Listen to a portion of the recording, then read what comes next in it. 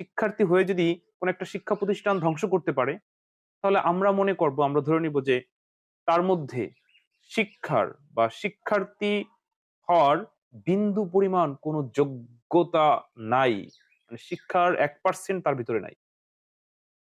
তো এই যে ঘটনাগুলো হচ্ছে দেশে, এই বিষয়ে আমার মনে হয় আইন শৃঙ্খলা বাহিনী যেভাবে ঘুমিয়ে আছে, এভাবে ঘুমিয়ে না থেকে কঠোর, কঠোর থেকে কঠোর পদক্ষেপ নেওয়া উচিত যে আসলে এরা কারা? সে যেই হোক না কেন, এই শিক্ষা প্রতিষ্ঠানে হামলা, এরা কারা?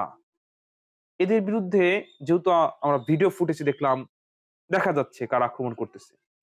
আমার মনে হয় আইসিটির সহযোগিতা নিয়ে এদেরকে ধরতে খুব বেশি সময় লাগবে না। মানে এদের কঠিন থেকে কঠিন শাস্তির আওতায় আনা উচিত। সে যেই হোক। যদি সে শিক্ষার্থী হয়ে থাকে, এই ঘটনার পর থেকে তাকে শিক্ষার্থী বলা যায় না।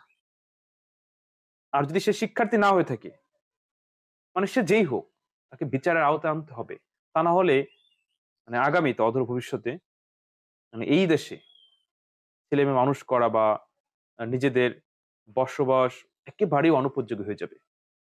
তো সকলের দৃষ্টি আকর্ষণ করতেছি, বিশেষ করে আইন শৃঙ্খলা বাহিনীর দৃষ্টি আকর্ষণ করতেছি যে আপনারা কঠোর হন। খুবই গুরুত্ব সহর বিষয়টা দেখুন যে শিক্ষা প্রতিষ্ঠানে কেন হামলা? আর যদি কোন শিক্ষার্থী এই কাজটা করে থাকো, তোমরা আজকে থেকে তওবা করো। তোমার নামের পিছনে শিক্ষার্থী শব্দটি আর থাকবে না।